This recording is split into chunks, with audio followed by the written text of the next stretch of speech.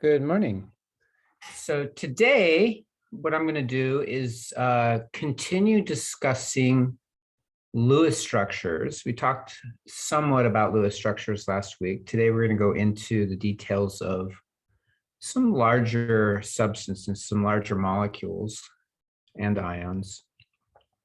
So this is section 8.5. If you recall, the earlier part of the section is dealing with pretty simple structures, the diatomics, such as H2 or N2 or CO, where you have like two atoms. Now we're going to look at ones that have more atoms. And in particular, at the beginning, we're going to start with your simple organic substances. So we're going to begin with organics. So let me show you a example problem from Alex.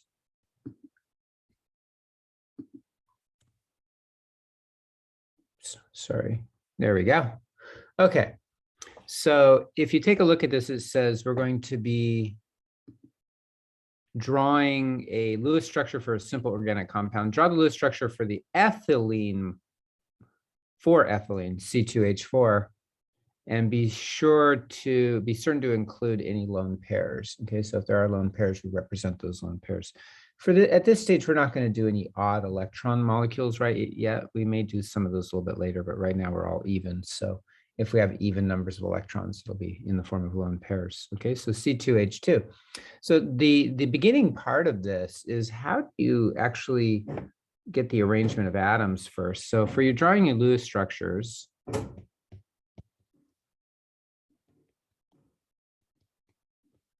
C2H2. The first step is to figure out what's called the skeleton or the arrangement of atoms.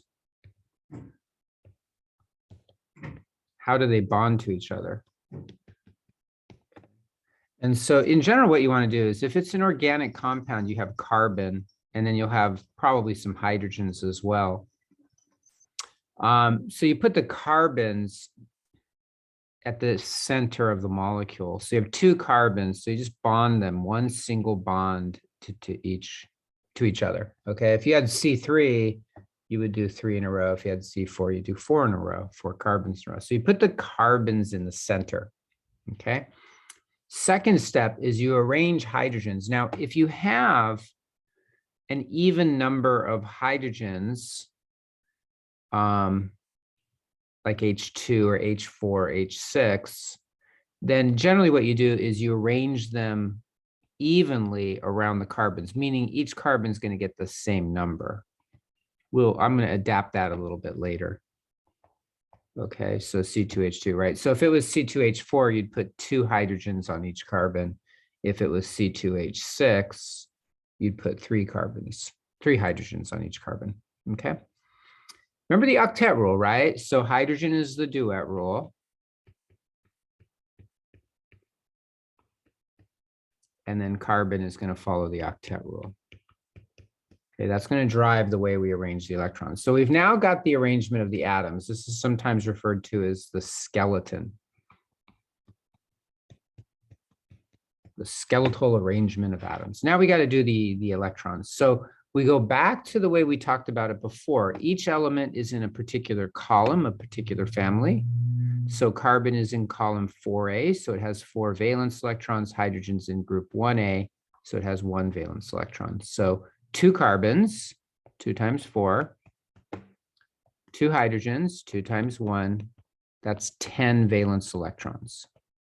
Okay, now keep in mind, every time that we draw one bond, we've already drawn 2 electrons. Each bond counts as 2 electrons. So we've already done 2, 4, 6, right?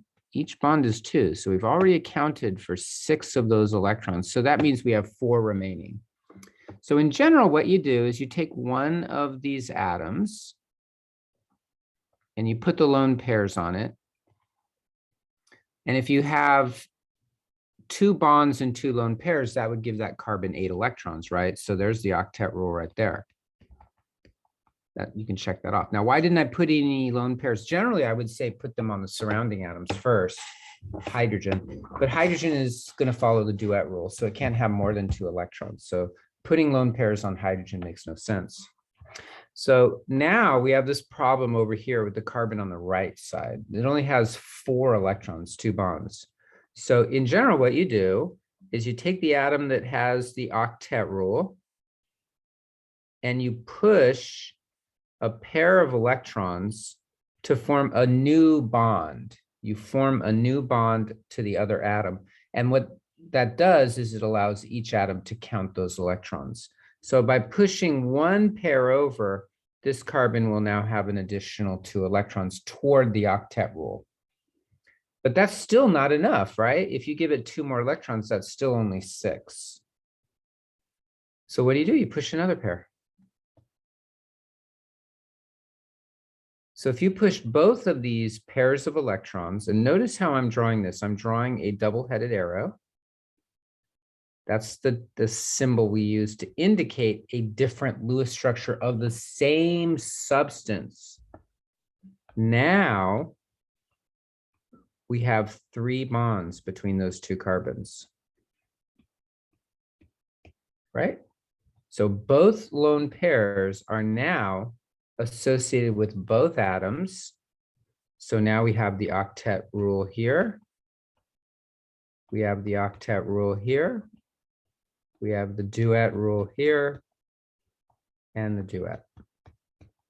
Okay, so we're done. We've accounted for all of the electrons. Remember, these 2 lone pairs were those 4. So each lone pair, so you have 0 left over. So we've got all 10 electrons. In fact, you can check at the end.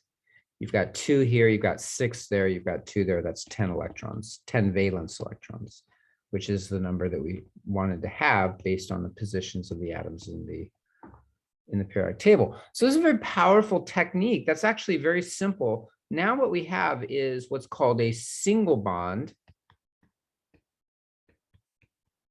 which later on in chapter 9, we will refer to that as a sigma bond using this symbol here. So we'll see that later on. This is now a triple bond, triple meaning 3 pairs of electrons holding 2 atoms together. Okay, this one has a sigma bond, but it also has a couple of what are called pi bonds. So I'm using the Greek letters, the Greek letter pi, kind of like P, S and P really. We'll talk about that in chapter 9, but we would call this a single bond, a triple bond, and then finally another single bond. In general, when you do these Lewis structures, the largest number of bonds you can have between 2 atoms, so like the largest number of bonds between 2 carbons you're going to have is 3, a triple bond. So you could have 1 bond, which is a single, 2 bonds, which is a double, and 3 bonds, which is a triple. But generally, you don't have any more than that. Okay. There is research into the idea of a quadruple bond, and there's some evidence for it, but it's not a very common phenomenon. Okay. Let's try another one.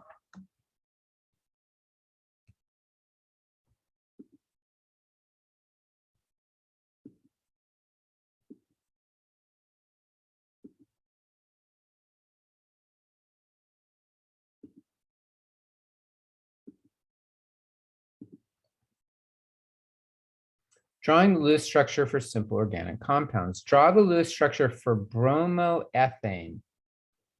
See that bromine atom at the end there? Bromoethane. Be certain to include any lone pairs. And when it comes to the halogens like fluorine, chlorine, bromine, and iodine, the lone pairs are important because in general, halogens will have 3 lone pairs in their Lewis structures.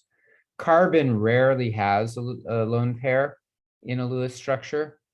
Oxygen generally has 1 or 2. Nitrogen has generally 1. Nitrogen, yeah, it's just nitrogen.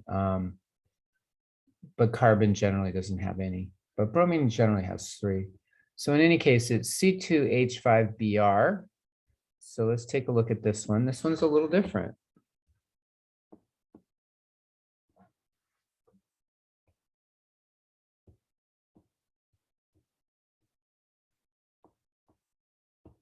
And Lewis structures are very useful for organic compounds. So it's actually good that the Alex assignment here has specifically simple organic compounds because they are important. So with this one, we're going to handle it a little differently. Remember when I said that if you had two carbons, you put them together, right? So we're going to do that the same way. We're going to link those two carbons together. And imagine it said C2H6, right? C2H6. I said put half of them on one carbon and the other half on the other, right? 3 on each. But we only have 5. So what I'm going to do is I'm going to modify that a little bit. I'm going to put 3 hydrogens on one of the carbons and the other 2 on the second carbon. But now I don't have 6 hydrogens, I only have 5, but I have a bromine. So all I'm going to do is I'm going to treat that bromine just like it were a hydrogen and put it on one of the carbons. So it's almost as if it were C2H6. Now, if you have, C2H4Br2, there's actually a couple different possibilities of how you could draw that. You could put 2 bromines on one carbon and one on each. So we would kind of need a little more information to know which way to do it. But if we only have 1 bromine, you can put it on either carbon. Doesn't matter which one, first one or second one. It's not important. Okay, so now take a look at the carbons and the hydrogens. Of course, hydrogen duet rule, whenever you form one bond to hydrogen, you've already gotten the duet rule. So the hydrogens are all set. It turns out both carbons are set too, because remember, each bond is 2 electrons, right? So each carbon already has 8 electrons. That's the octet rule. So carbon's all done. But what about the bromine? Now, an organic chemist, a chemist would know what to do with this and just fill it out real quickly. But let's go back to the essentially the idea I was saying. First, you draw the skeleton, which we've done.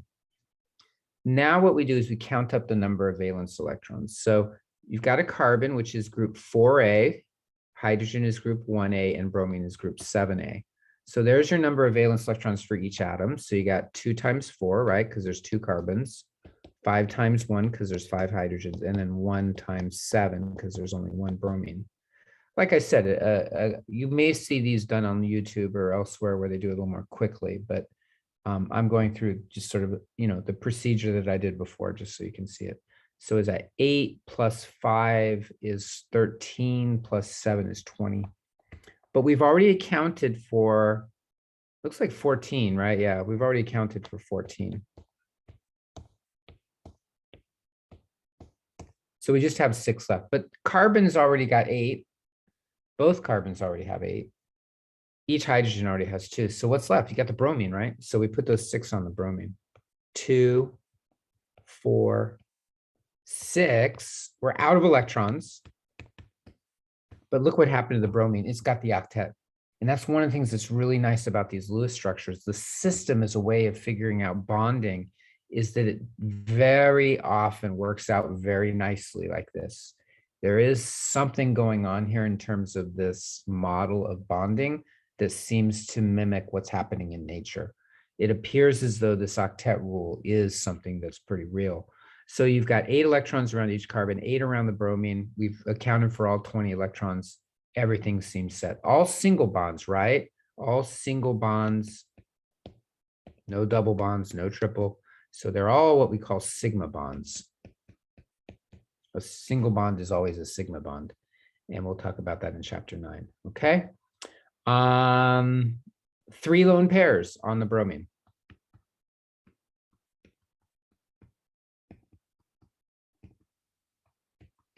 That's kind of cool too, right? Okay, let's look at one more.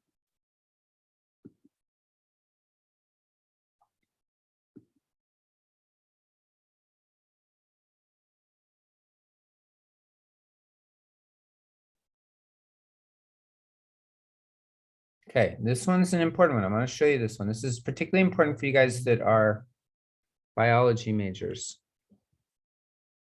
Or chemists, you'll need this too, but if you're biology major, you got to know this stuff. So draw the Lewis structure for the ethylamine, or for ethylamine, C2H7N, right? So you got nitrogen there, right? Ethylamine has 2 parts of it. There's ethyl, and then there's amine. Ethylamine molecules are giving you a hint here in terms of the arrangement of atoms.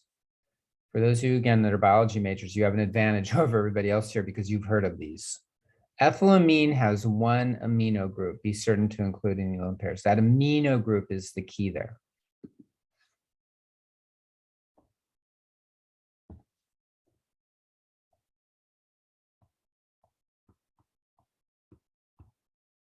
Okay. What's an amino? Amino is where you have NH2. This is often referred to in chemistry as a functional group. The amino is a functional group.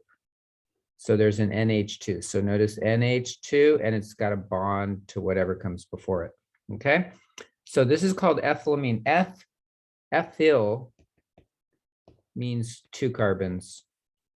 Propyl means 3 carbons. Butyl means 4 carbons. Pentyl means 5 carbons. Hexyl means 6 carbons. Heptyl means 7 carbons. Octyl means 8 carbons. Nonyl is 9 carbons, and decyl is 10 carbons. And then I forgot the one at the top, methyl. It's just 1 carbon. Okay. All right. So what this says is it's got 2 carbons. So we're going to do it the same way we did before. We're going to draw our 2 carbons. And then we know that we have an NH2. So the NH2 is this nitrogen plus 2 of those hydrogens, right? And H2 is amino. So we're just going to draw that off of one of the carbons. It doesn't matter which one you do. NH2. Could do it off the carbon on the left. That's perfectly fine, but just off of one of the carbons. So that's one of the NH, that's the nitrogen and 2 of the hydrogens. So what's that leave us with? If we use 2 of the hydrogens, we got 5 left.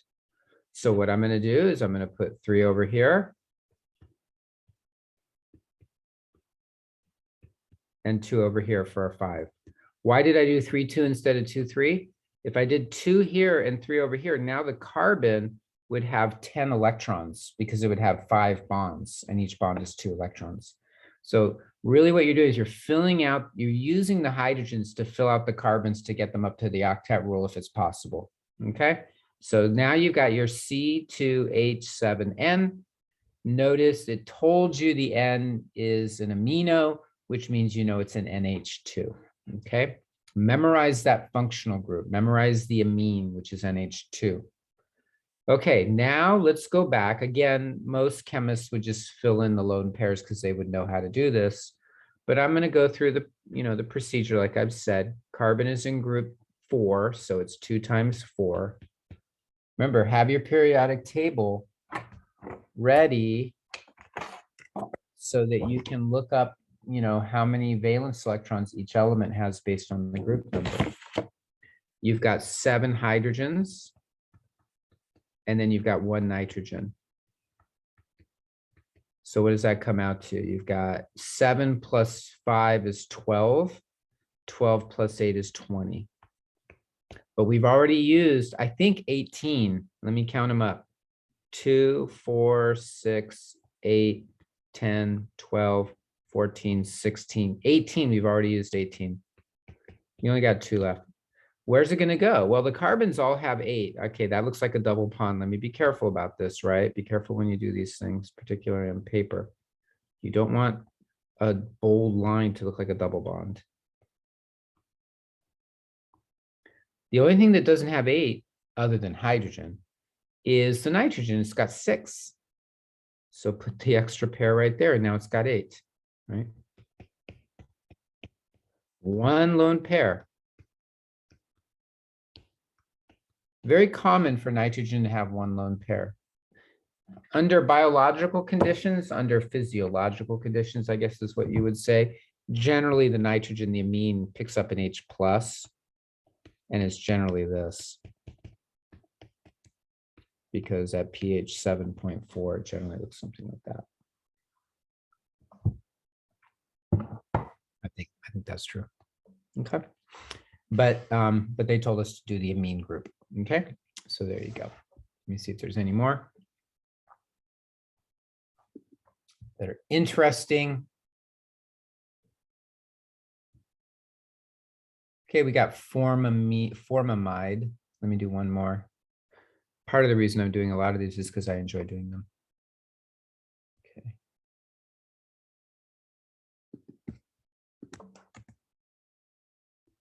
So draw the Lewis structure for formamide CH3NO, right? Okay, so you got CH3. Notice how they write it as CH3. They don't write H3C. You could write it H3C. Sometimes people will do that. But when you see CH3 or CH2 or CH, that means that the hydrogens are attached to that carbon they come after. So CH3, CH2, CH2, that, the hydrogens after the carbon are attached to that carbon that comes before them. So this is CH3NO.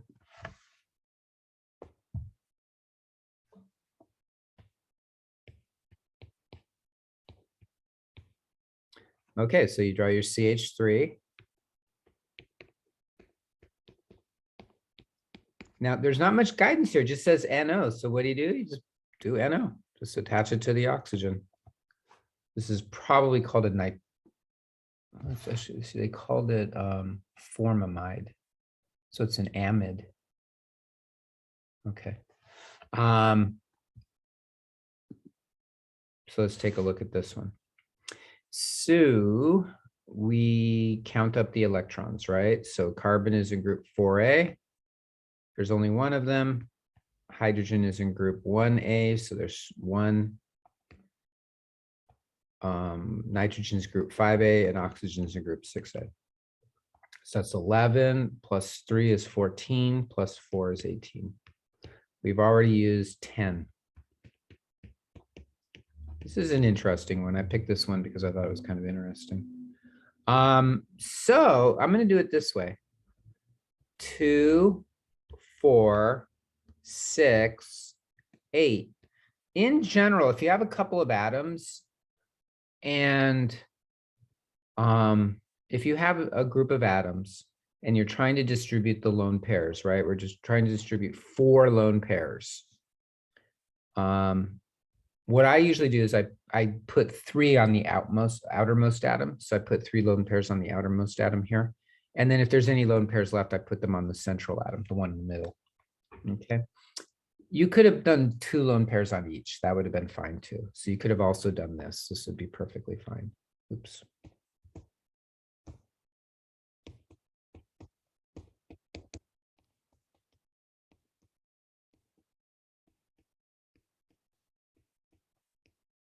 That's okay, right? There's no rule that you have to put the electrons anywhere at the beginning. But you wouldn't want to put 3 lone pairs on the nitrogen and 1 on the oxygen, because then you'd have 10 electrons around the nitrogen. That would be a problem. Okay. So now what's the problem? The problem is the nitrogen only has 6, two bonds and 1 lone pair. So just like we did with the earlier molecule, you move this as another bond. Why? Why? Because that pair will still be counted by the oxygen. It's not giving it away, it's just using it to form a bond. So it still has the pair.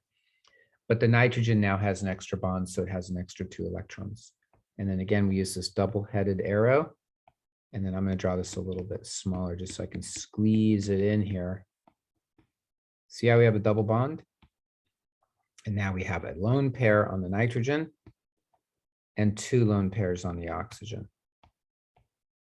Okay, octet rule for all of the atoms except for hydrogen, which has duet rule. This would have worked too.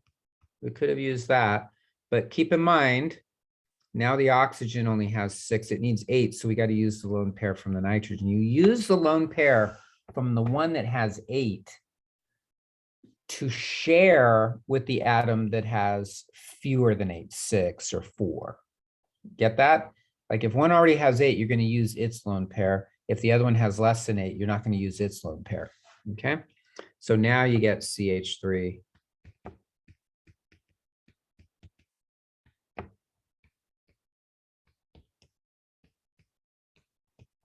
And there you're set. Okay. These are equivalent. Okay. So, okay, it's true. I drew this lone pair up here and on the bottom. Here I put it on the bottom and on the side, but that's okay. Because the idea is essentially your element, you have 4 sides. So you can have lone pairs and then however many bonds you need to put in there, right? That's a violation of the octet rule there, right? So my point is you can have single, double, or triple bonds, but you can also have lone pairs. We generally put the lone pairs kind of around the square, just like we did with the Lewis symbols. Okay, so that's pretty much that section. I do want to talk about the next section, which is formal charge, 8.6.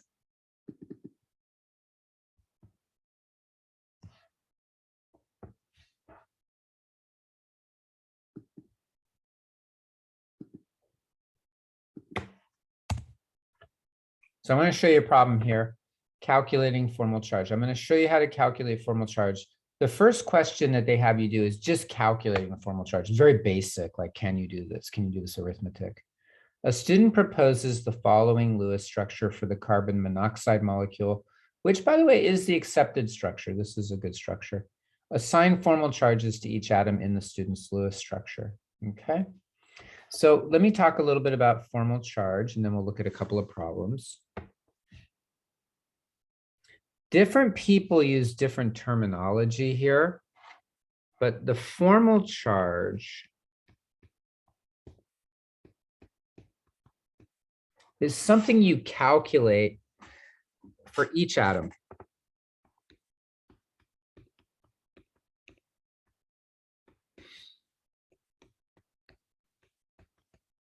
In a Lewis structure.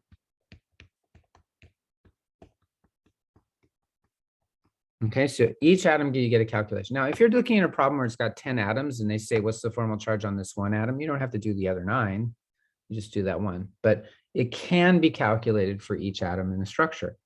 So for example, if I had, C double bond O bond CH3, we could calculate a formal charge value. It's a number for each of these atoms. And generally the formal charge formal charge can be positive or negative. So first of all is generally integer values. An integer value can be 0. 0 is an integer value. Plus or minus 1 are integer values, right? So remember, integer values can be plus or minus. So any of those are integer values. I don't recall that you could get, no, you can't. I don't think you can get fractions of formal charge. I don't think so. I have to think about that. But it could be 0. Okay. So now how do you calculate? I'm going to show you how to calculate. Very simple. Okay, remember you're doing it for each atom. So I'm going to write it as FC. It's the number of valence electrons,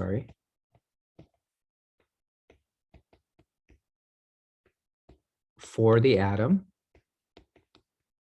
I'm going to put that in parentheses, minus the number of associated electrons.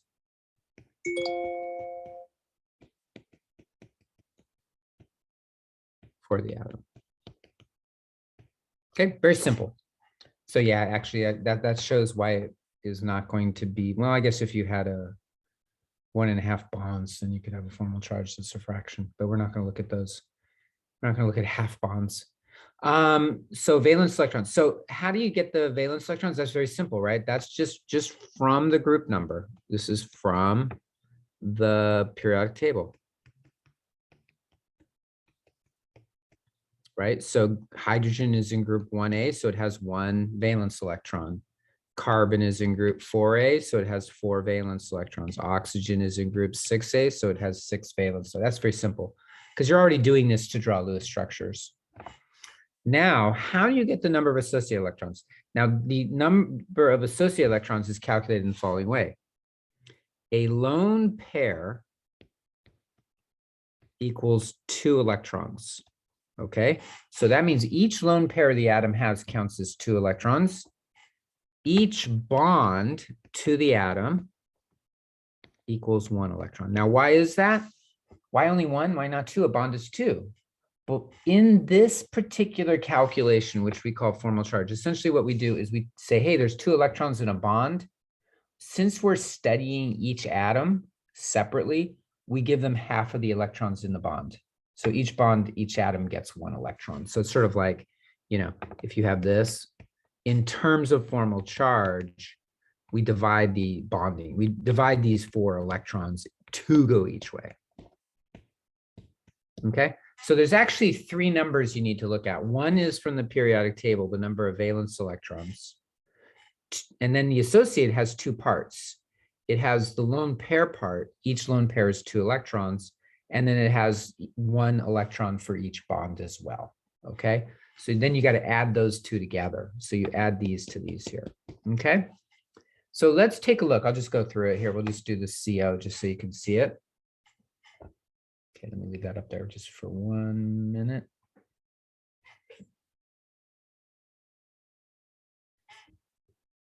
Oops.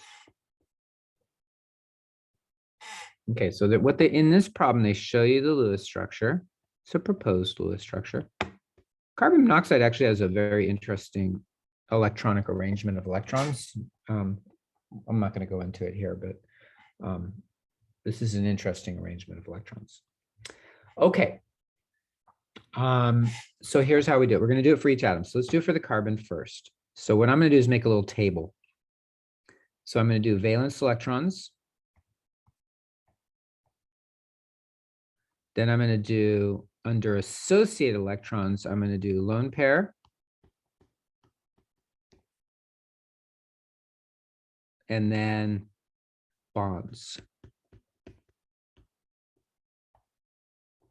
And then I'm going to do formal charge, which is valence electrons minus associated electrons. Okay. And then we're going to do the same thing for oxygen as well. Okay, well, carbon is in group 4A, so it's got 4 valence electrons. That's easy. Then we look at it. How many lone pairs does the carbon have? It has 1 lone pair, but remember, a lone pair counts as 2 electrons, right? A lone pair is 2. Then how many bonds does the carbon atom have? It has 3 bonds, so I'm going to add 3 to that. Okay, these are the associated electrons. This is the second part of that calculation, right? So each atom gets 1 electron from the bond. So that's why there's not 6 there. It's not 2 plus 6, it's 2 plus 3. If you're calculating the octet, then you would count it as 6. But if you're doing formal charge, you just, each bond is 1 for each atom. So 2 plus 3 is 5.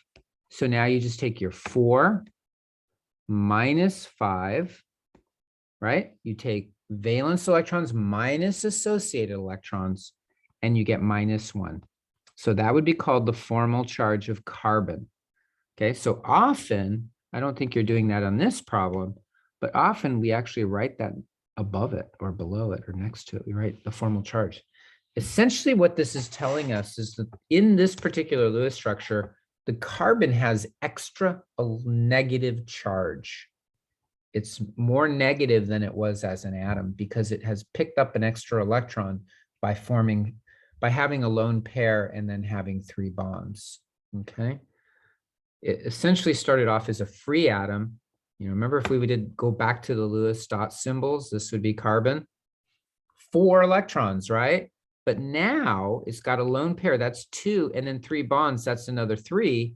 So it's got 5 electrons. So it's got an extra electron relative to the free atom meaning the atom before it forms any bonds. Let's do the oxygen. Oxygen is in group 6A, so it's got 6. And then it's got 1 lone pair, so that's 2. It's got 3 bonds, so that's 3. That's 5. Now it's 6 minus 5, which is plus 1. For formal charge, we do put the sign. You explicitly write the sign. Okay, we can't just say, oh, it's positive like our math notation, right? 1 and plus 1 means the same thing in arithmetic, but that is not true in terms of formal charge. We have to explicitly write the plus, and you have to write the plus before the number. So you can't write 1 plus, okay? Or 1 minus. So again, what this means is the oxygen is essentially lost an electron in this structure relative to what it was as a free atom. Remember, oxygen has 6 valence electrons as an atom. That's its Lewis dot symbol.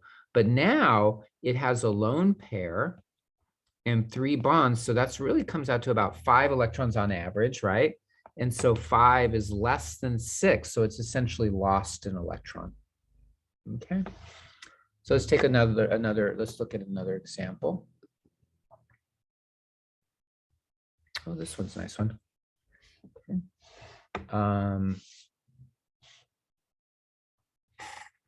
Okay, I'm just getting this from the Alex problem. So they're giving you this structure here.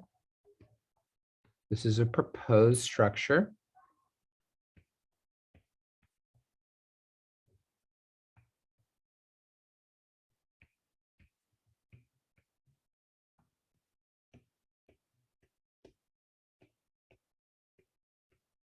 All right, there you go. And then they want you to assign formal charge to each one. So you got the carbon, the oxygen, the right chlorine, and the left chlorine. Okay, so, I'm going to go ahead and do it just like I did before, which is I'm going to do the number of valence electrons. Then I'm going to do the associated electrons. So the associated are lone pair plus bonds. And then we're going to do formal charge. Okay. So chlorine is in group 7. Oh, I put carbon there. Oh, no, it is carbon. I'm sorry. So let's do carbon first. So carbon is in group 4A. So it's got 4 valence electrons. Doesn't have any lone pairs there. It does have 4 bonds, right? 1, 2, 3, 4. That carbon has 4 bonds. So that's equal to 4. 0 plus 4 is 4. So 4 minus 4 is 0. So it has a formal charge of 0. In general, if you draw Lewis structures and you get formal charges of 0, that suggests a stable structure, a stable Lewis structure. Okay, so there might be some quality that we're looking for. So higher quality Lewis structures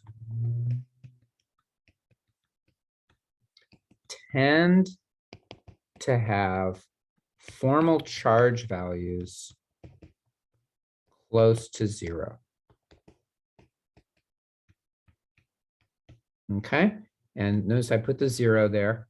Okay, so that would mean that plus or minus 1 is better than plus or minus 2, and so forth and so on. 0 is better than plus or minus 1. There are stable structures where you have plus or minus 1, even plus or minus 2, but generally 0 is the best. And if you get a lot of zeros, that tells you it's a pretty good structure, most likely.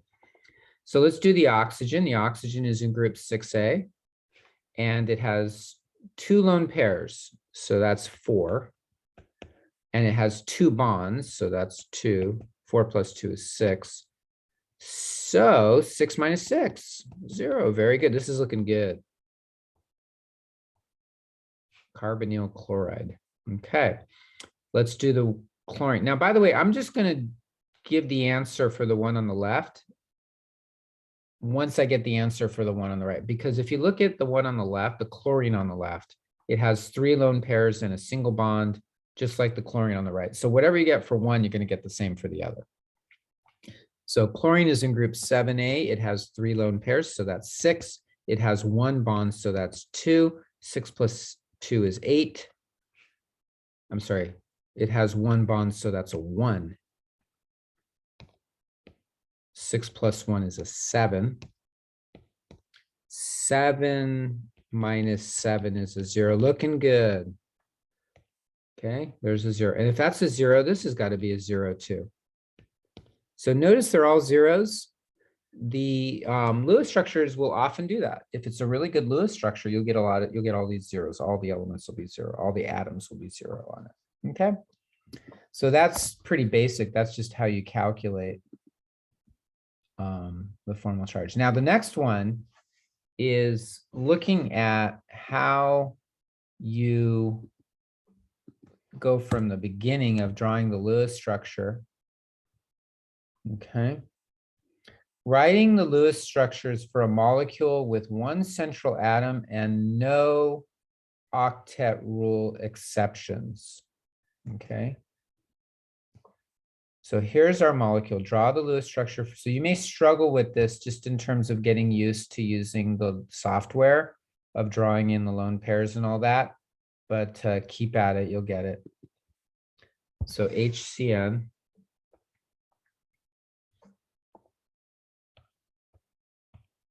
Notice how it said no octet rule exceptions. That's an important aspect of this. We haven't looked at octet rule exceptions yet. We will get into that this week. So you got 3 atoms, HCN. So just draw 3 atoms, HCN. Go through your valence electrons, group 1, so that's 1, group 4, so that's 4, group 5, so that's 5. That's 10 electrons. We've already drawn 2 bonds, so that's 4. So that's 6. Now you got 6 electrons. So generally what I say is put all the 6 in the form of lone pairs and get the outermost atom up to 8. So get the nitrogen up to 8. Then push pairs over to the carbon to get it up to 8 as well. Remember, when you push a pair of electrons, both atoms get to count them. So I'm going to push 2 pairs because the carbon only had 4. It needs 8. So now you got a triple bond and you got 1 lone pair. So now notice this is 1. I'm sorry, notice the hydrogen has 2. That's the duet rule. Carbon has 8. Nitrogen has 8. Very good. Let's do formal charge. For hydrogen, hydrogen's in group 1A. So it's 1. It only has 1 bond, no lone pairs. So 0 plus 1, that's equal to 1 minus 1, which is 0. So it has a formal charge of 0. The carbon is in group 4A.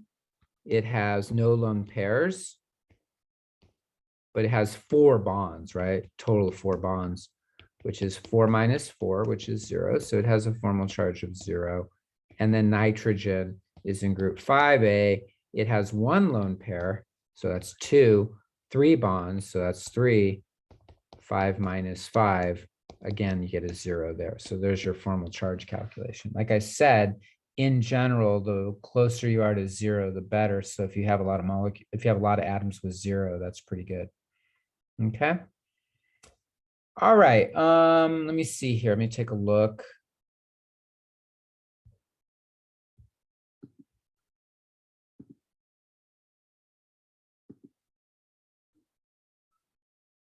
Okay, so let's get into resonance. Let's look at section 8.7, which is resonance.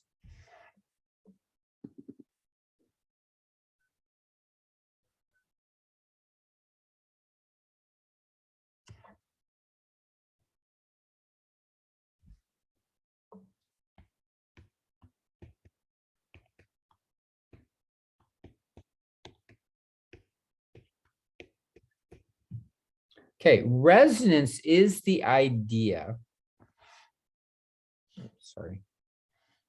Resonance is the idea that Lewis structures often show only part of the actual electronic structure. So what we do to resolve that is we draw multiple Lewis structures using the octet rule, at least for now. And then the actual structure in nature is the average of the Lewis structures we draw.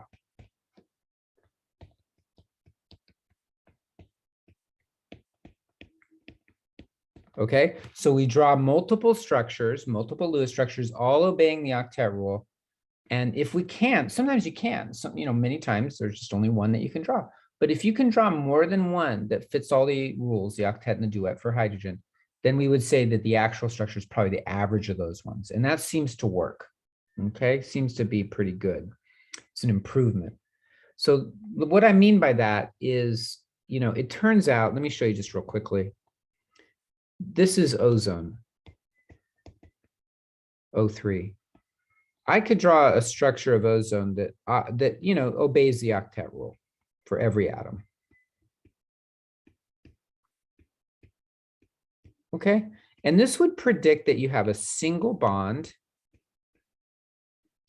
and you have a double bond, right? These are discrete bonds. One atom has a single, the other one has a double. It turns out that experimentally, right? That's in the end, in the sciences, that's what we do. We look at experiment. And experiment is primary over theory.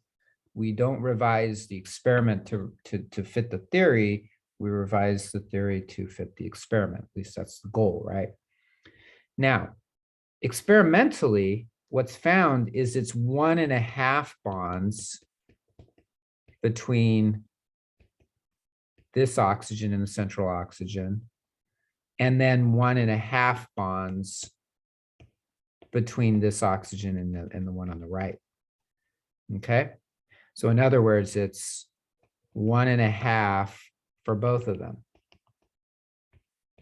1.5, 1.5. So there is no discrete double bond and discrete single bond that are separate. They're both 1.5. Well, what's special about 1.5? It's the average of 1 and 2, right? If I take 1 plus 2 and I divide it by 2, you get 1.5. That's the average. That's the simple average of a single and a double. So what we do is we draw all the possible Lewis structures and then average the bonds to get the actual structure. And that seems to work. It's just an issue. Does that work? Yeah, it seems to work. Okay, so that's what we'll do. It's nothing special about it. It's just we're doing what seems to fit nature. Okay, so let me show you one.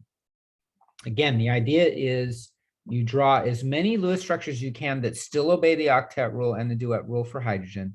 And if you can draw more than one, you just average them. Okay, so generally these problems are going to look something like this.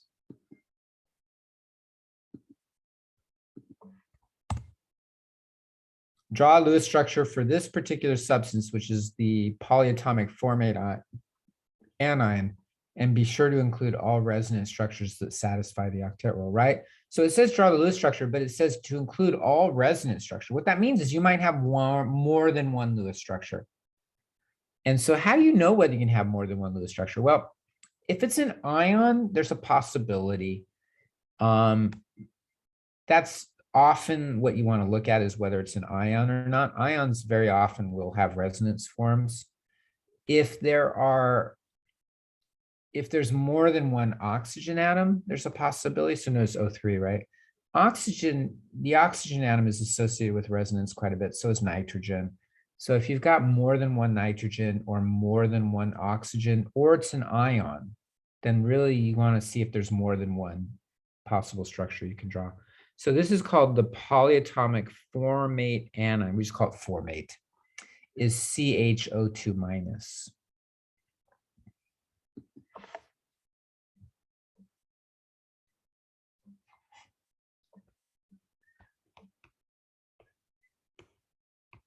Okay, so remember what I said in terms of drawing Lewis structures. You take the carbon and you attach the hydrogens to it. There's only one hydrogen, so you put that on. Now, what do you do with the oxygens? In general, if you have carbon, unless they tell you otherwise, the oxygens are attached to the carbon. So you're just going to attach everything essentially to that carbon right there. So now we have the arrangement. That's the skeleton. Okay. Now that's not going to affect in terms of resonance yet, but you'll see what happens. Let's count up our valence electrons. Carbon has 4, hydrogen has 1, oxygen has 6, but it's negatively charged, so don't forget to add that extra one.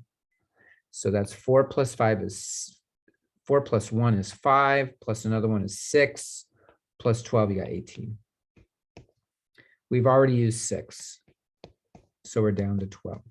Okay, so now what I'm going to do is I'm going to put 2, 4, 6, 8, 10, 12. Put them on the surrounding atoms.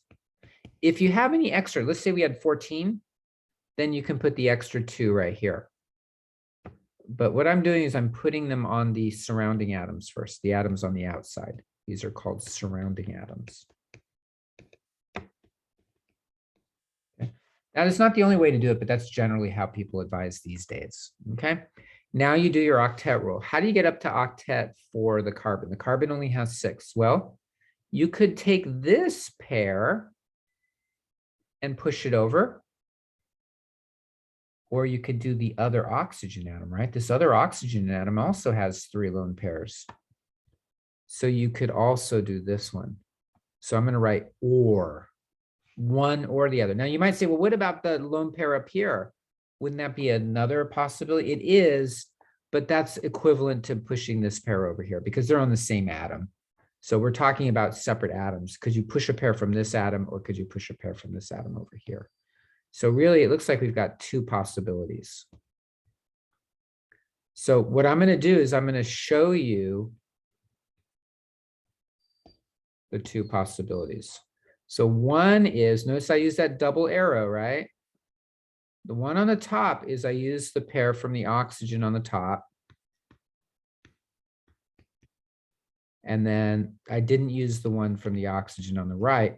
Now, don't forget that you use brackets with the charge. I talked about this before. You got to put the brackets in there, right? And then you put the charge up above as a superscript. So that I'm going to call this resonance form 1. And then the second possibility is we use a lone pair from the second oxygen, from the one below. So in that case, we're not using the lone pair on the top. We're using the lone pair on the right. Oops, I'm sorry, I did it here.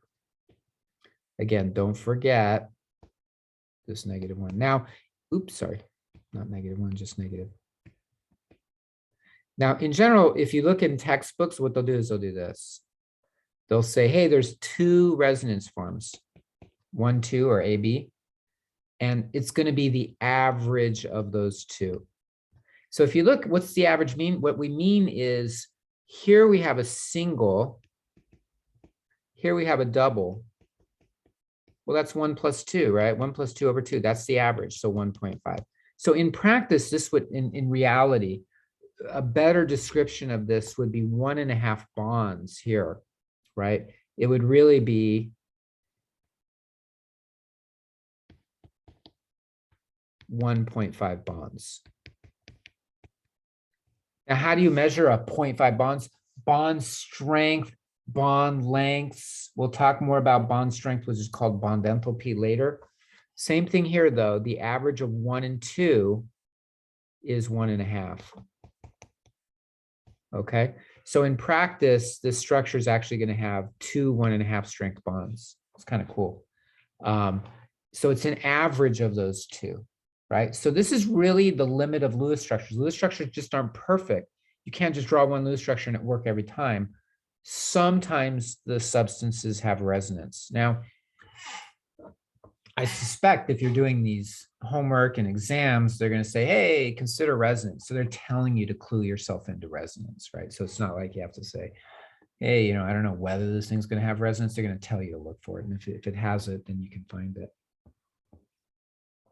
In general, the more surrounding oxygen atoms you have, like let's say you have 4 oxygen, you're going to have more resonance forms. So oxygen is pretty important in this. Also, if it's an anion or a cation. Let's look at another example. Okay, draw Lewis structure for the polyatomic nitrate. So this is NO3 minus. Be sure to include all resonance. Now I'm going to claim there's 3 because I can just see there's going to be 3, but let me show you how to do this. The first step is, sorry, let me make sure. Yeah, you draw your skeleton. I'm going to go through this pretty quickly because remember, we've done a lot of Lewis structures by now. Nitrogen has 5, oxygen has 6, but there's 3 oxygens and there's a negative charge. So that's 24. We've already used 6, so that's 18. Put them as lone pairs on the surrounding atoms until you run out of electrons.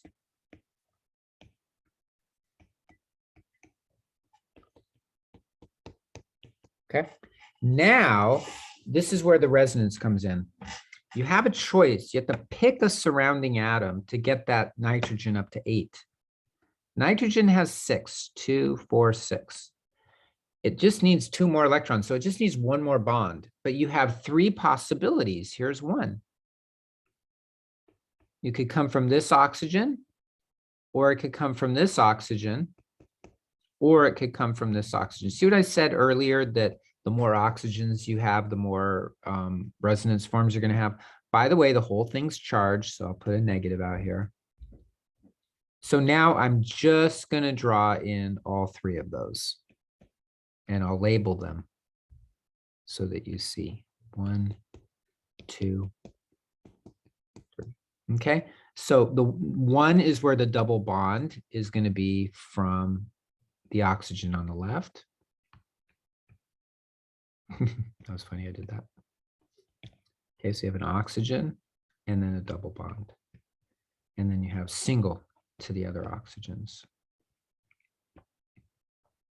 Okay, so we used one of these lone pairs for structure 1, so we have 2 lone pairs left. Now, this oxygen on the bottom is structure 2 is going to have the double bond.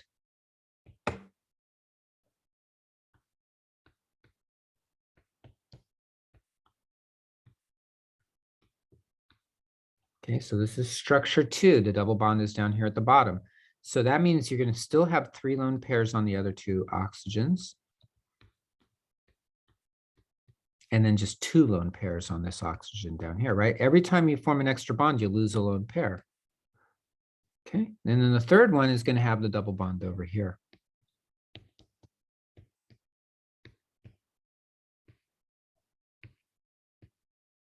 And so now this one will only have 2 lone pairs, but these ones will have 3.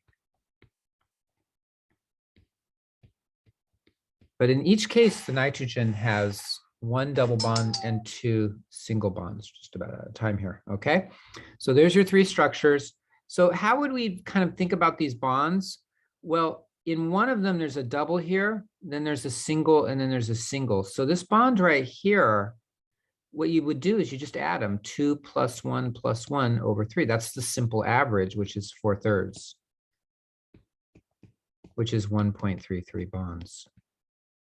So each of these actually ends up, in reality, each NO bond is 1.33 bonds.